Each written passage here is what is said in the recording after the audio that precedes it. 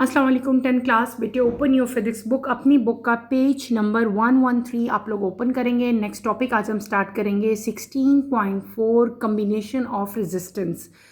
What is resistance हमने अच्छी तरह से कल पढ़ा था। क्या चीज़ है कि हम जब मैंने कल आपको V is to I R equation पढ़ाई थी ना बेटे, कल ओम्स लॉ जब हमने स्टडी किया था तो हमने कहा था कि R is constant of proportionality का रेजिस्टेंस ऑफ कंडक्टर, यानी कि R को हम क्या कहते हैं, रेजिस्टेंस कहते हैं। R का यूनिट क्या था, ओम्स था। उसी रेजिस्टेंस के बारे में आज हम फर्दर स्टडी करेंगे। हमने पढ़ना है कि रेजिस्टेंस जो है वो किसी भी सर्किट में किस तरह से उसकी कम्बिनेशन होती है। रेजिस्टेंस की बेटे जो किसी भी सर्किट में उसकी कम्बिनेशंस हैं, there are two type of combinations, ठीक है। एक होता है इन सीरीज़ और एक होता है in parallel.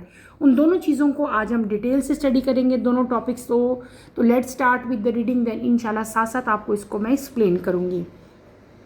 16.4 combination of resistance. A number of resistors can be connected in a resistance to increase or decrease the net resistance of the circuit. The resistors are connected either in series or in parallel, and the equivalent resistance of the circuit depends upon the type of combination. Number one, series combination of resistors. When resistors are connected in such a way that there is only one path for the current to flow, then it is called series combination of resistor. For example, consider three resistors R1, R2 and R3 connected in series as shown in figure 16.11. When this combination is connected to a battery of V volts, it draws current I from the battery. Let Re be a single resistance representing the total resistance of the circuit, also called equivalent resistance. The total voltage in the circuit will be the sum of the voltage across the three resistors. V is equals to V1, V2 and V3. Plus करना इन सबको, applying Ohm's law. V1 is equals to IR1, V2 is equals to IR2, V3 is equals to IR3. Now put the value of V. R is equals to R1 plus R2 plus R3. Thus equivalent resistance is equal to the sum of individual resistance. छोटा सा topic है जिसको भी मैंने read out किया, पहले मैं इसको एक्सप्लेन करूंगी, देन हम नेक्स्ट टॉपिक की तरफ मूव करेंगे। हम पढ़ रहे हैं combination of resistance. What is resistance हम डिटेल से लास्ट लेक्चर में पढ़ चुके हैं। रेजिस्टेंस क्या चीज़ है, रेजिस्टेंस का यूनिट क्या है, सारा कुछ मैंने आपको लास्ट लेक्चर में एक्सप्लेन किया था। किसी भी सर्किट में बेटे हम लोग नंबर ऑफ रेजिस्टर जो है उसको कनेक्ट कर सकते हैं। एक रेजिस्टर को, दो को, तीन को, हम पे डिपेंड करता है, हमारी चॉइस पे डिपेंड कर रहा होता है कि हमने किसी भी सर्किट में कितने नंबर ऑफ रेजिस्टर जो है बेटे वो कनेक्ट करने हैं, ठीक है। और जब नंबर ऑफ रेजिस्टर्स हम किसी भी सर्किट में कनेक्ट करते हैं तो उससे होता क्या है, या तो मतलब इंक्रीज़ होगा या फिर रेजिस्टेंस जो है वो डिक्रीज़ होगा, ठीक है। अब ये जो रेजिस्टर्स होते हैं जो हम लोग किसी भी सर्किट में कनेक्ट करते हैं, इनकी जो कम्बिनेशन होती है ना वो दो तरह की होती है। एक कम्बिनेशन को हम लोग कहते हैं पैरेलल कम्बिनेशन, एक कम्बिनेशन को हम लोग क्या कहते हैं बेटे, सीरीज़ कम्बिनेशन, ठीक है। दोनों को अलग अलग सेपरेट हम जो है वो डिस्कस करेंगे। पहले बात करेंगे हम लोग सीरीज़ कम्बिनेशन ऑफ रेजिस्टर्स की। जब रेजिस्टर्स को हम इस तरह से कनेक्ट करें कि जो करंट का फ्लो का रास्ता है, जो पाथ है उसका, वो रास्ता जिससे करंट गुजरेगा, करंट फ्लो होगा बेटे, वो क्या हो, वो स्ट्रेट हो, यानी कि जो करंट फ्लो हो रहा है वो बार बार अपना रास्ता चेंज ना करे बल्कि स्ट्रेट फ्लो करे। इस तरह के कम्बिनेशन को हम लोग क्या कहते हैं, सीरीज़ कम्बिनेशन कहते हैं, यानी कि ये हॉरिजेंटल होता है, नॉट वर्टिकल। आप ऊपर अगर डायग्राम देखो ना, ये देखो, ये जो इस तरह का कम्बिनेशन है, यानी कि देखो यहाँ पे जो फ्लो है करंट का वो स्ट्रेट लाइन में हो रहा है, ऐसे ही हो रहा है ना। ये नीचे आपको फ्लो ऑफ करंट दिखाया हुआ, स्ट्रेट फ्लो होगा, ठीक है। यहाँ पे करंट, तो जब इस तरह का फ्लो होता है करंट का, इस तरह से रेजिस्टर्स हमने लगाए होते हैं, तो इस तरह के कम्बिनेशन को हम लोग क्या कहते हैं बेटे, this is known as series combination, ठीक है। और यहाँ पे आपने सपोज करना है कि आपके पास 3 डिफरेंट रेजिस्टेंस हैं। अगर किसी भी कनेक्शन में 3 डिफरेंट रेजिस्टर्स हों तो हम उसका वोल्टेज जो है या वी जो है वो किस तरह से फाइंड आउट करेंगे, वो सारा हम इस इक्वेशन ड्राइव करेंगे। मैं आपको वो बताऊंगी बेटे, रिटन फॉर्म में इसको मैं आपको एक्सप्लेन करती हूँ, तो आप लोग मेरे साथ साथ इसको समझो ताकि आपको अच्छी तरह से इसकी समझ आ जाए। ठीक है, इसकी डायग्राम हम ड्रॉ करते हैं, देन इसके लिए हम इक्वेशन को डराइव करते हैं। यहाँ पे मैं क्या हेडिंग दे लेती हूँ, हम यहाँ पे हेडिंग देते हैं सीरीज कॉम्बिनेशन ऑफ रेजिस्टर्स। ठीक है, series combination of resistors.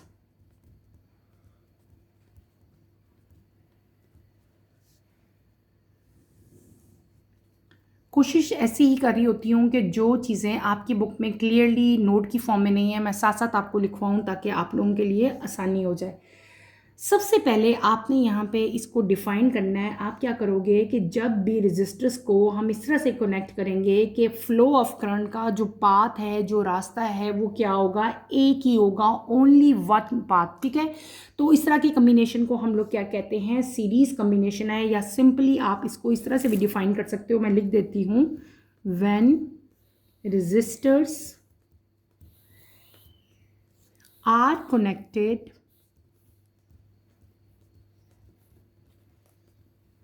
end to end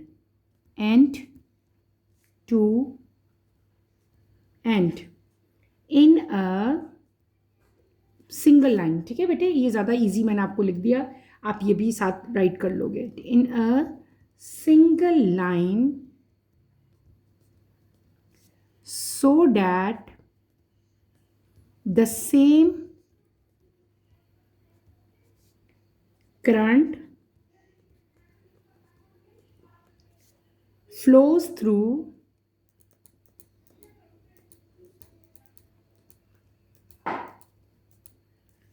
all of them। That is called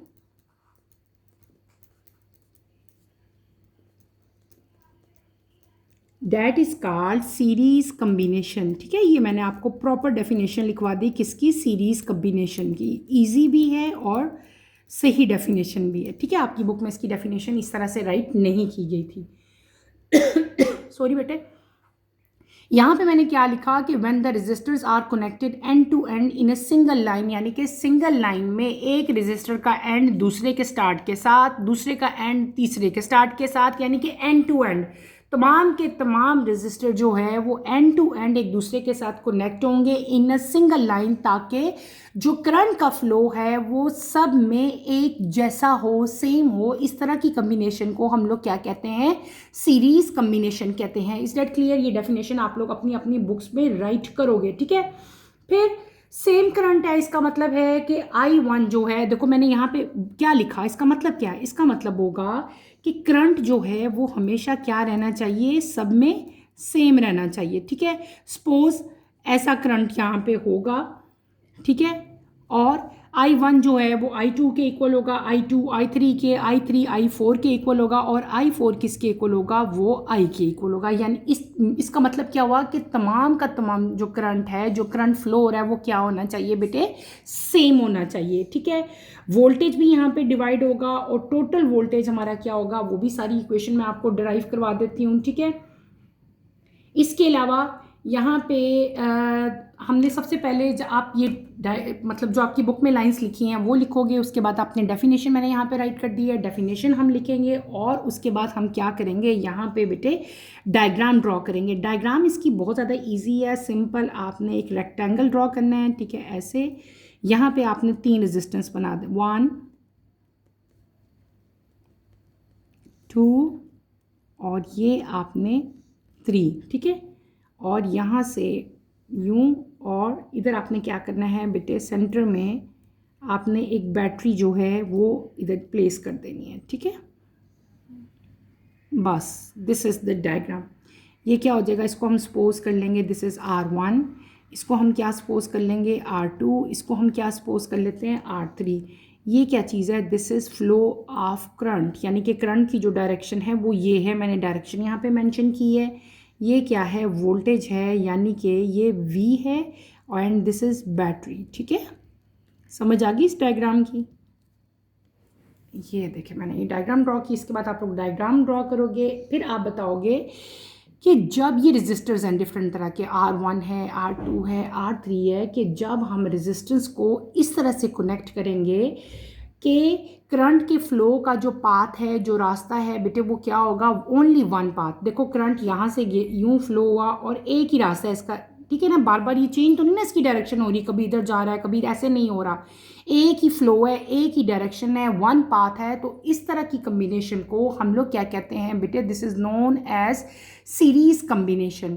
clear हो गया कि सीरीज कम्बिनेशन जो है बेटे वो किस तरह से होती है। ठीक है, अब आप लोगों ने क्या करना है, आप लोग सपोज करो कि हमारे पास 3 डिफरेंट यहाँ पे रजिस्टर हैं, R1, R2 एंड R3, जिनको हम लोग सीरीज में बेटे कनेक्ट किया। ठीक है, यहाँ पे जो बैटरी हमने प्लेस की वो क्या है, V, यानी कि V क्या चीज़ है, वोल्ट। ठीक है ना, V वोल्ट ही होता है ना। वोल्ट कितने हो गए, V वोल्ट हो गए। रेजिस्टर्स हमने यहाँ पे 3 बता दिए, R1, R2, R3। करंट जो है वो क्या हो जाएगा, I हो जाएगा। सब में करंट क्या रहेगा, सेम रहेगा, मैंने पहले ही आपको बता दिया। ठीक है, अब आप सपोज करो REB the single resistor representing the total resistance, यानी कि टोटल रेजिस्टेंस जो है वो हम सपोज कर लेंगे, उसको क्या करेंगे, क्या कहेंगे हम, RE कहेंगे। RE क्या कहेंगे, RE क्या चीज़ है, this is equivalent resistance, EQUIVALENT,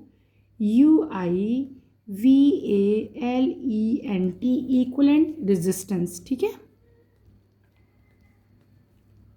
आपकी बुक में इसकी डेफिनेशन लिखी हुई है RE की। व्हाट इज RE, आप बताओगे, R is a single resistance representing the total resistance. Total resistance जो है उसको रिप्रेजेंट करता है RE, और RE को हम लोग क्या कहते हैं, इक्विवेलेंट रेजिस्टेंस कहते हैं। अब यहाँ पे टोटल V, हमने कल इक्वेशन पढ़ी थी, V is equals to IR, last Ohm's law में हम इक्वेशन पढ़ के आए थे ना, वही हम यहाँ पे करेंगे। टोटल वोल्टेज किसके इक्वल होगा, V1 plus V2 plus V3 के। और आपको कल मैंने बताया था V किसके इक्वल होता है, V is equals to I into R, इसके इक्वल था। अब यहाँ पे हम सब क्या क्या करेंगे, अप्लाइंग,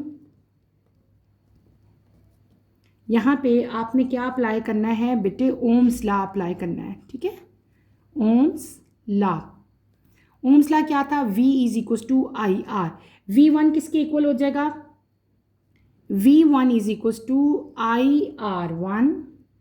V2 किसके इक्वल होगा, IR2। और V3 किसके इक्वल होगा, IR3। हमने शुरू में बता दिया था कि यहाँ पे करंट जो है वो सबका क्या रहेगा, सेम रहेगा। रेजिस्टर्स यहाँ पे चेंज हो रहे हैं, इसलिए मैंने सब में R1, R2, R3 लगाया। ठीक है, R1 के लिए हमने यहाँ पे V1, V2 के लिए R2, V3 के लिए I3 लगाया, वो R3 लगाया। अब ये V1, V2, V3 की वैल्यूज़ आपने इस इक्वेशन में पुट करनी है। ठीक है, put the values of V in equation number 1। Values place करें, V is equals to V1 की वैल्यू लगाएंगे IR1, प्लस V2 की वैल्यू लगाओ IR2, प्लस V3 की वैल्यू लगाएंगे, क्या आ जाएगा, IR3। अब इस इक्वेशन पे गौर करो, यहाँ पे सब में एक चीज़ कॉमन है, कौन सी चीज़ कॉमन है, डैट इज़ I, और बाकी सबको हम लोग ब्रैकेट्स में इनक्लोज कर लेंगे, R1, R2 प्लस R3। ठीक है, और इस V को भी हम लिख लेंगे, ये V किसके इक्वल है, I सेम था, और इसको RE के इक्वल लिखेंगे। ठीक है, ये भी I, इनको हम क्या कर देंगे, कैंसिल कर देंगे। पीछे क्या चीज़ रहेगी आपकी, RE is equals to R1 plus R2 plus R3। ठीक है, ये हमारी क्या होगी बेटे, फाइनल इक्वेशन होगी, R1 plus R2 plus R3। ठीक है, इसका मतलब क्या हुआ कि इक्विवेलेंट रेजिस्टेंस, ये इक्विवेलेंट रेजिस्टेंस है ना आर ई, इसका मतलब हुआ कि इक्विवेलेंट रेजिस्टेंस जो है वो किसके इक्वल है, वो इक्वल है sum of individual resistance. Individual resistance है ना ये अलग अलग, ये R1 है, ये R2 है, ये R3 है। जब हम इंडिविजुअल रेजिस्टेंस को सम करेंगे यानी कि इनको जब हम ऐड अप करेंगे तो हमारे पास क्या आ जाएगा, इक्विवेलेंट रेजिस्टेंस आ जाएगा। ठीक है, तो आपने बेटे इसको एज इट इज़ ही पूरे के पूरे टॉपिक को आपने लर्न करना है। ठीक है, मैंने आपको यहाँ पे डेफिनेशन राइट करवा दी, आप डेफिनेशन राइट करोगे, फिर आप इसकी डायग्राम बनाओगे, डायग्राम बना के आपने यही इक्वेशन ड्राइव करनी है जो मैंने आपको यहाँ पे डराइव करवाई। Is that clear? बहुत ईजी है, इसमें कोई भी चीज़ ऐसी नहीं है जो डिफ़िकल्ट हो। क्लियर हो गया बेटे? हमने क्या पढ़ लिया, सीरीज कम्बिनेशन ऑफ रेजिस्टर्स जो है वो हमने कंप्लीट कर लिया। अच्छा, यहाँ पे मैं आपको एक जनरल इन्फॉर्मेशन है, आप यहाँ पे नोट भी कर सकते हो बल्कि अपनी बुक्स में, what are the uses of series combination of resistors. ये जो कम्बिनेशन है बेटे इनके यूजेस कहाँ हैं, ये कहाँ कहाँ यूज़ होते हैं, दो मेन यूजेस हैं इसके, अपनी अपनी इन बुक्स में लिख लें आप। ये आपका शॉर्ट क्वेश्चन भी आ सकता है, हो सकता है आपकी एक्सरसाइज में हो, बहरहाल मैंने अभी देखा नहीं। सबसे पहला इसका जो मेन यूज़ है, it is use in voltage divider circuit. जहाँ पे हमने वोल्टेज को डिवाइड करना हो ना, वहाँ पे हम सीरीज कम्बिनेशन यूज़ करते हैं। तो आप क्या लिख सकते हो, वोल्टेज डिवाइडर सर्किट्स। ठीक है, दूसरा मेन इसका यूज़ किया है डेकोरेटिव लाइट्स में, और मतलब जितनी भी डिफरेंट टाइप की जो डेकोरेटिव लाइट्स आपको नज़र आती हैं ना, उनके अंदर सीरीज कम्बिनेशन जो है वो यूज़ हुआ होता है। ठीक है, अगर एक बल्ब छोटी सी लाइट बीच में से ख़राब भी हो जाए तो बाकी जो है वो ऑन रहती हैं। तो इसको हम डेकोरेटिव लाइट्स में भी यूज़ करते हैं। और दो मेन यहाँ पे पॉइंट्स हैं जो हमने रीड किए, क्या कि सीरीज कम्बिनेशन में करंट जो है बेटे वो सेम रहता है, आई हमेशा सेम रहेगा, लेकिन वोल्टेज जो है वो यहाँ पे डिवाइड हो जाता है। ठीक है, यानी कि हम वोल्टेज को यहाँ पे क्या करेंगे, सम करेंगे। ठीक है, तो ये हमने क्या कर लिया, ये हमने कम्बिनेशन पढ़ लिया रेजिस्टर्स का इन सीरीज़। इसी तरह से अगर आपका न्यूमेरिकल आता है, इन केस सपोज आपको रेजिस्टेंस R1, R2, R3 दिए जाते हैं 5, 5, 5, तो आप इक्विवेलेंट रेजिस्टेंस कैसे फाइंड करोगे, आप तीनों को एडअप कर लोगे ना, 5 + 5 + 5 कर लोगे तो आपका आंसर क्या आ जाएगा, 15 ओम आपका आंसर आएगा। तो आई होप कि आपको बेटे इसकी अब क्लियरली समझ आ गई होगी। अब हम अपने नेक्स्ट कम्बिनेशन की तरफ चलते हैं। Let's move toward your books. चलें बेटे अपनी अपनी बुक्स की तरफ आएँ, नेक्स्ट टॉपिक हम स्टार्ट करते हैं। नेक्स्ट टॉपिक हमारा है, पहले हमने सीरीज़ पढ़ ली ना, अब हम पैरेलल की तरफ चलेंगे। नेक्स्ट पेज पे आएँ, अपनी बुक का नेक्स्ट पेज खोलो, 114, बिल्कुल इसके स्टार्ट पे आ जाएं, पैरेलल कम्बिनेशन ऑफ रेजिस्टर्स। ठीक है, पहले हम इसकी रीडिंग कर लेते हैं, देन मैं इंशाल्लाह इसको भी आपको एक्सप्लेन करूँगी।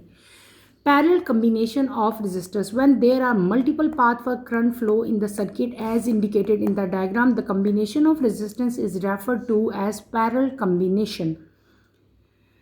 This electric potential across each resistor is the same and equal to the applied potential. Each resistor has steady current flow through it. Consider three resistors R1, R2 and R3 connected in parallel. When these are connected to a battery of V volt, it draws a current I from the battery. RE is a single resistor. This resistor is such that when it is connected to the same battery of V volt, it also draws current I from the battery. This resistor is therefore called equivalent resistor and its resistance is equal to equivalent resistance. The total current in the circuit will be sum of current flowing through the resistors. I is equals to I1 plus I2 plus I3 applying Ohm's law. ये सारी equation मैं आपको derive करवा लेती हूँ बेटे। हमने next topic अभी क्या स्टडी किया, नेक्स्ट टॉपिक हमने पढ़ा पैरेलल कम्बिनेशन ऑफ रेजिस्टर्स। जब रेजिस्टर्स को कम्बिनेशन उनकी जो है अब सीरीज़ नहीं है, उस चीज़ को भूल जाओ। अब हमने जो कम्बिनेशन पढ़ना है वो क्या है, डैट इज़ पैरेलल। यानी कि पहले क्या था, वो एक लाइन में स्ट्रेट था ना, यानी कि हॉरिजेंटल था। अब अगर गौर करो, ये डायग्राम आपकी बुक में बनी है, अब इस डायरेक्शन में इनकी देखो कनेक्शन है इनका, यहाँ पे वर्टिकली अभी एक दूसरे प्लेस कर दिए गए हैं। ठीक है, यहाँ पे इधर करंट आएगा, फिर यहाँ से यहाँ पे जाएगा, यानी कि उसका फ्लो जो है, उसकी जो पाथ है, उसका जो रास्ता है वो बार बार क्या होगा, चेंज होगा। अब इसकी डायरेक्शन सेम नहीं रहेगी। तो जब डायरेक्शन सेम थी तो करंट सेम था, अब डायरेक्शन चेंज हो रही है, पाथ चेंज हो रहा है, तो इसका मतलब है करंट जो है वो बार बार चेंज होगा। ठीक है, तो पैरेलल कम्बिनेशन में क्या होगा कि यहाँ पे हमारे पास मल्टीपल पाथ्स होंगे। क्या होंगे? मल्टीपल पाथ्स होंगे, यानी कि बहुत सारे रास्ते होंगे करंट के फ्लो के लिए किसी भी सर्किट में। और इस तरह का कम्बिनेशन जिसमें करंट के फ्लो के लिए बेटे मल्टीपल पाथ्स होते हैं, मल्टीपल रास्ते होते हैं, उस कम्बिनेशन को हम लोग क्या कहते हैं? पैरेलल कम्बिनेशन कहते हैं। और पैरेलल कम्बिनेशन में बेटे जो करंट है वो सेम नहीं होता। जैसे पहले हमने पढ़ा था ना, I1 I2 के इक्वल है, I2 I3 के इक्वल है, और ये सब I के इक्वल है। इस केस में I जो है टोटल करंट है वो किसके इक्वल होगा? वो होगा sum of all the current, I1 plus I2 plus I3। जब हम इन सब का सम करेंगे तो वो हमारे पास क्या आएगा? टोटल करंट आएगा। ठीक है, इसकी डायग्राम, इसकी सारी जो डेरिवेशन है वो मैं अभी आपको करवाऊंगी। यहाँ पे एक और चीज़ आपने याद रखनी है, आपकी बुक में भी बताई हुई है, that is known as equivalent resistor. ठीक है, ये आपने यहाँ पे वही चीज़ है हमारे पास RE जो हम पहले पढ़ के आए हैं, that is known as equal resistor. तो यहाँ पे हमारे पास क्या है, उसी तरह रजिस्टर डिफरेंट हम ज्वाइन करेंगे। 3 रजिस्टर हमने कंसिडर करने हैं। कैसे करेंगे बेटे, ये सारे मैं आपको रिटन फॉर्म एक्सप्लेन करती हूँ, इस तरह से ओरली आपको समझ नहीं आएगी। ठीक है, चलिए बेटे इसकी इक्वेशन ड्राइव करते हैं, इसकी डायग्राम ड्रॉ करते हैं। जैसे हमने सीरीज़ की थी बिल्कुल वैसे ही करेंगे हम। यहाँ पे भी हेडिंग दे लेते हैं पैरेलल कम्बिनेशन, PA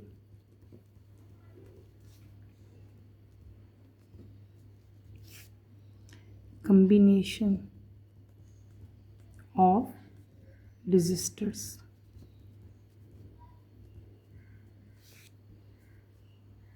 ठीक, अच्छा इन दोनों में आप लोगों ने ना कंफ्यूज नहीं होना, पैरेलल की जगह सीरीज़ और सीरीज़ की जरा पैरेलल जो है वो अक्सर स्टूडेंट बेवकूफ़ी करते हैं, ऐसे भी बाज़-औक़ात पेपर में जो है वो राइट कराते हैं। तो बी कॉन्फिडेंट, जो चीज़ पढ़ते हो उसको अच्छी तरह से समझा करो और याद रखा करो और वही किया करो। ठीक है, मैंने आपको सीरीज़ कम्बिनेशन ऑफ रेजिस्टेंस की डेफिनेशन भी राइट करवाई थी, इसकी भी करवा देती हूँ। प्रॉपर डेफिनेशन आपकी बुक में यहाँ पे नहीं दी गई, तो आप लोग लिख लें, when resistors are connected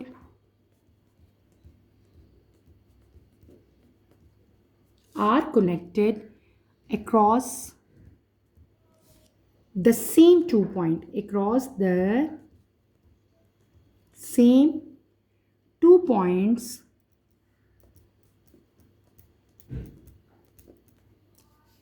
so that each resistor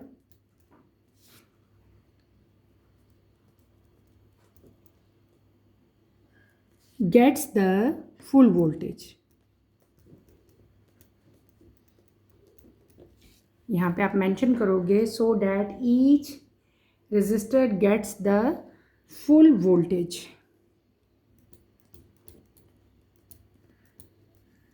That is called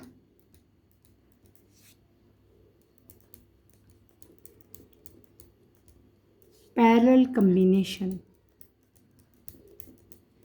parallel combination, ठीक है, ये मैंने आपको पैरेलल कम्बिनेशन की डेफिनेशन राइट करवा दी। ठीक, क्लियर हो गया?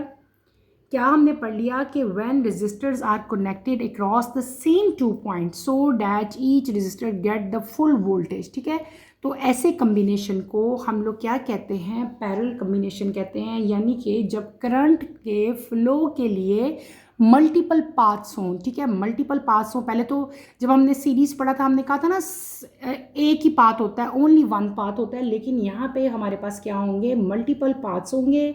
इसके बाद बेटे हम सर्किट की डायग्राम ड्रॉ करेंगे। ठीक है, आप सिंपल डायग्राम यहाँ पे भी ड्रॉ करोगे। किस तरह से ड्रॉ करेंगे मैं आपको यहाँ पे बता देती हूँ। स्ट्रेट लाइन ड्रॉ करो।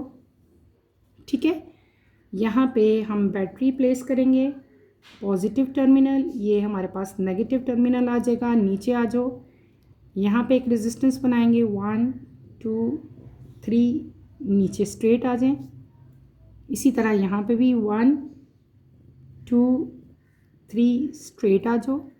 यहाँ पे भी ऐसे ड्रॉ करो 1 2 3 और स्ट्रेट आ जाएं। ठीक है, इसको आगे नहीं लेके जाना, यहीं पे ख़त्म कर देना। ये लाइन जो है ये मेरे से थोड़ी सारी आगे चलेगी, लेकिन आपने इसको आगे लेके नहीं जाना। ठीक है, यहाँ पे ख़त्म कर देना इसको। This is R1, this is R2 and this is R3। ठीक है बेटे, समझ आ रही है? ये मैं सर्किट ड्रॉ कर रही हूँ, ठीक है, पैरेलल कम्बिनेशन के साथ। ये क्या है? फ्लो I1 करंट है, ये कौन सा है? I2 है, और ये कौन सा है? I3 है। अब इनकी डायरेक्शन क्या है? इसकी डायरेक्शन ये है, इसकी डायरेक्शन ये है, और इसकी डायरेक्शन ये है। ये क्या चीज़ हम बना रहे हैं? हम इसको थोड़ा सारा लेबल भी कर देते हैं, ठीक है। ये क्या चीज़ है बेटे? This is flow of current, या आप लोग इसको, ये क्या चीज़ आई ना, ये हम बता देती हूँ, डायरेक्शन ऑफ करंट, ठीक है। ये क्या चीज़ है? दिस इज़ वोल्टेज, यानी कि बैटरी है, क्लियर। और ये हमारे पास क्या है? दिस इज़ रेजिस्टेंस, ठीक है, R1, R2 एंड R3। और ये हमने क्या बता दिया? ये हमने कम्बिनेशन सर्किट का ड्रॉ किया कि पैरेलल में किस तरह का कम्बिनेशन होता है। अब आगे चलते हैं, इसके लिए इक्वेशन ड्राइव करते हैं। आप लोगों ने, अच्छा यहाँ पे जब मैं इक्वेशन ड्राइव कर रही होती हूँ तो मैं साथ साथ बोल भी रही होती हूँ कि हम कर क्या रहे हैं। तो जब आपने नोट लिखना होता है ना, तो आप सब कुछ बताते हो कि हमने क्या करना है, डायरेक्ट आपने इक्वेशन लिख के नहीं आनी होती, ठीक है। हम क्या करेंगे, आपने यहाँ पे क्या करना है, कंसिडर करने हैं 3 रजिस्टर। कंसिडर 3 रजिस्टर्स, कौन कौन से? R1, R2 एंड R3, ठीक है। हम 3 कंसिडर करेंगे यहाँ पे रजिस्टर, और उन तीनों के जो कम्बिनेशन है वो कौन सा होगा? पैरेलल कम्बिनेशन होगा, जो मैंने यहाँ पे सर्किट ड्रॉ किया। और इन सबको हमने कनेक्ट कर देना है किसके साथ? बैटरी के साथ, ये जो मैंने यहाँ पे V मेंशन की, ठीक, क्लियर हो गया। अब और यहाँ पे करंट फ्लो होगा, लेकिन करंट जो है वो हर जगह सेम नहीं होगा, बल्कि डिफरेंट होगा। यहाँ पे I1 है, यहाँ पे I2 है, यहाँ पे क्या है? I3 है। तो टोटल करंट जो है वो हमारा क्या हो जाएगा? That is equals to I is equals to I1 plus I2 plus I3। जब हमने सीरीज़ पढ़ी थी तो सीरीज़ में मैंने क्या कहा था कि तमाम के तमाम करंट जो थे वो सेम थे, वहाँ पे वोल्टेज डिफरेंट था ना। लेकिन इस केस में जब पैरेलल कम्बिनेशन होता है तो वोल्टेज सेम रहेगा, करंट जो है वो क्या हो जाएगा? चेंज हो जाएगा। तो टोटल करंट क्या हो जाएगा? I is equals to I1, I2, I3। तो यहाँ पे हम क्या करेंगे? अप्लाई ओमला, ओमला अप्लाई करेंगे। ओमला किसके इक्वल था? V is equals to IR1, फिर क्या था? V1, V2 किसके इक्वल था? I2, R2, और V3 किसके इक्वल था बेटे? I3, R3 के इक्वल था, ठीक है। कल मैंने आपको एक इक्वेशन पढ़ाई थी जिसमें मैंने आपको बताया था कि I किसके इक्वल होता है? I is equals to V/R, ठीक है। यहाँ पे हमने अब I फाइंड करना है ना, तो मैं क्या करूँगी? तमाम के तमाम I की जगह पे I की वैल्यूज पुट कर दूँगी। I की वैल्यू क्या होती है? V/R। तो मैंने अभी इस इक्वेशन में, दिस इज़ द इक्वेशन, इस इक्वेशन में मैंने I की वैल्यू पुट करनी है, ठीक है। I is equals to V1 V/R1 plus V/R2, then क्या आ जाएगा? V/R3 आ जाएगा। समझ आ गई? रेजिस्टेंस यहाँ पे चेंज थे, लेकिन वोल्टेज सब में क्या था? सेम था। करंट भी सब में क्या था? डिफरेंट था। कल हमने ये इक्वेशन पढ़ी थी कि अगर I हमने फाइंड करना हो तो I की वैल्यू किसकी इक्वल होगी? I is equal to V/R। और ये जो टोटल I है, जो सिर्फ I था, ये किसके इक्वल है? It is equals to V/RE। E क्या था? इक्विवेलेंट रेजिस्टेंस था ना, ये इसके इक्वल है। बाकी सारी की सारी हमारी ऐसे ही आ जाएंगी, VR1 V/R2 प्लस V/R3, ठीक, क्लियर हो गया। अब ये भी V, ये भी V, ये भी V, मैं क्या करूँगी? V को बेटे कॉमन ले लेंगे हम लोग। अंदर हमारी इक्वेशन क्या रह जाएगी? 1/R1, ठीक है, V को हमने कॉमन ले लिया ना, आगे क्या रह जाएगा? 1/R2 प्लस क्या आ जाएगा? 1/R3। क्लियर है ना? समझ आ रही है? V को मैंने क्या किया? कॉमन ले लिया, ठीक है। अब बाहर भी हमारे पास क्या था? V/RE था, ऐसे ही था, इक्विवेलेंट रेजिस्टेंस था ना ये। इस V को इस V से हम कैंसिल कर लेंगे। हमारी इक्वेशन क्या आ जाएगी? IRE is equals to 1/R1 plus 1/R2, then क्या आ जाएगा? 1/R3, ठीक है। ये हमारी इक्वेशन बन जाएगी। दिस इज़ लास्ट, यानी कि हमारी जो है इक्वेशन है। इसका मतलब क्या हो गया कि जो इक्विवेलेंट रेजिस्टेंस का रेसिप्रोकल होगा वो किसके इक्वल होगा? वो इक्वल होगा sum of the reciprocal of individual resistance. ये क्या चीज़ है बेटे? ये हमारे पास है जब कोई भी चीज़ हम 1/, की फॉर्म में लिखते हैं, जैसे 1/2 लिख रही हूँ, 1/3 लिखती हूँ, तो उसको हम रेसिप्रोकल ही कहते हैं ना। तो ये क्या हो गया, रेसिप्रोकल ऑफ इक्विवेलेंट रेजिस्टेंस। तो रेसिप्रोकल ऑफ इक्विवेलेंट रेजिस्टेंस किसके इक्वल है, sum of all the individual reciprocals resistance, ठीक है, 1/R1 plus 1/R2 plus 1/R3। तो ये हमने क्या पढ़ लिया, ये हमने पढ़ लिया कम्बिनेशन इन पैरेलल, ठीक है, यानी कि रेजिस्टर्स के कम्बिनेशन पैरेलल में किस तरह से होते हैं वो सारा मैंने आपको बताया, इसकी डेफिनेशन बताई, इसकी डायग्राम बताई, देन हमने इसकी इक्वेशन जो है बेटे उसको भी डेराइव किया। यहाँ पे भी आपने इक्विवेलेंट रेजिस्टर्स की डेफिनेशन याद करनी है, आपकी बुक में दी गई है, ठीक है, वही आप याद करोगे कि इक्विवेलेंट रेजिस्टर्स है और जो रेजिस्टेंस इक्विवेलेंट जो रेजिस्टर्स होता है ना और उसका जो रेजिस्टेंस है उसको हम लोग क्या कहते हैं, that is known as equivalent resistance, ठीक है। ये दो मेन डिफरेंट वर्ड है, एक होता है रेजिस्टर और एक होता है रेजिस्टेंस, ठीक है, ये दो अलग अलग मैं बोल रही हूँ, ठीक है, आपने भी इसमें जो है वो कंफ्यूज नहीं होना बेटे, रेजिस्टर अलग वर्ड है और रेजिस्टेंस जो है दैट इज सेपरेट थिंग। इस पूरी इक्वेशन को आपने अच्छी तरह से प्रैक्टिस करनी है, पैरेलल कम्बिनेशन की भी, सीरीज कम्बिनेशन की भी। जब मैंने आपको बेटे सीरीज़ कम्बिनेशन पढ़ाया था तब मैंने उसके यूजेस भी बताए थे कि सीरीज़ कम्बिनेशन हम कहाँ कहाँ यूज़ करते हैं। इसी तरह से मैं पैरेलल का यूज़ भी आपको लिख पाऊँगी। अगर आपकी बुक में पेपर में नोट आता है ना तो एंड पे यूजेस की हेडिंग देके उसके यूजेस भी लिख लेना। इससे क्या होता है, आपके मार्क्स फुल आते हैं, ठीक है, अच्छा नोट होता है, प्रेजेंटेशन क्वेश्चन की अच्छी होती है। तो इसके यूजेस भी आप लोग राइट कर लो, मैं ओरली आपको बता रही हूँ, लिख नहीं रही, आप लोग खुद लिख लें। इसको जो पैरेलल कम्बिनेशन है it is use in house wiring. हमारे जब घर बनते हैं, हमारे घरों में जो वायरिंग हो रही होती है, ठीक है, तो वहाँ पे जो कनेक्शन कम्बिनेशन दिए जाते हैं दैट इज़ पैरेलल कम्बिनेशन, ठीक है। तो आल बल्ब फैन, ठीक है, तो इन सब में जो वायरिंग होती है दैट इज़ पैरेलल कम्बिनेशन। दूसरा मेन इसका यूज़ किया है कि टोटल रेजिस्टेंस को डिक्रीज़ करने के लिए और करंट को इंक्रीज करने के लिए हम क्या करते हैं, ये कम्बिनेशन यूज़ करते हैं। क्या करने के लिए, टोटल रेजिस्टेंस को डिक्रीज करने के लिए और करंट को इंक्रीज करने के लिए बेटे हम पैरेलल कम्बिनेशन यूज़ करते हैं। इसके अलावा जो शंट्स हम यूज़ करते हैं एम मीटर में, तो एम मीटर में भी हम पैरेलल कम्बिनेशन ही इस्तेमाल करते हैं, ठीक है। और पैरेलल में जो बेटे अभी मैंने आपको बताया था करंट जो है वो डिवाइड हो जाता है और पैरेलल में जो वोल्टेज है वो क्या रहता है, सेम रहता है। आपकी बुक में, आपके पेपर में अक्सर क्वेश्चन भी आ सकता है, what is the difference between series and parallel. तो इंशाल्लाह कमिंग लेक्चर में मैं आपको इन दोनों के डिफरेंसेस भी गाइड करवा दूंगी ताकि अगर आपके पेपर में ये क्वेश्चन आए तो वहाँ पर आप लोग परेशान ना हो। मैं आपको इंशाल्लाह कमिंग लेक्चर में इनके डिफरेंसेस भी बेटे राइट करवा दूंगी, ठीक है। यहीं पे अपना टॉपिक ख़त्म करते हैं। इन दोनों टॉपिक्स को आपने अच्छी तरह से स्टडी करना है, इसमें कोई प्रॉब्लम, कोई कन्फ्यूजन होती है तो feel free to ask any question, ठीक है। कमिंग लेक्चर की नोटिफिकेशन के लिए आप चैनल को शेयर करो, लाइक करो, सब्सक्राइब करो और मुझे यहीं पे इजाज़त दो। इंशाल्लाह नेक्स्ट लेक्चर में आपसे दोबारा मुलाकात होगी। टिल देन अल्लाह हाफ़िज़। 10th क्लास, अपना ख्याल रखिएगा और दुआओं में मुझे याद रखिएगा। और एक बात और याद रखनी है बेटे, वीडियो को लाइक लाजमी करना है। अल्लाह हाफ़िज़।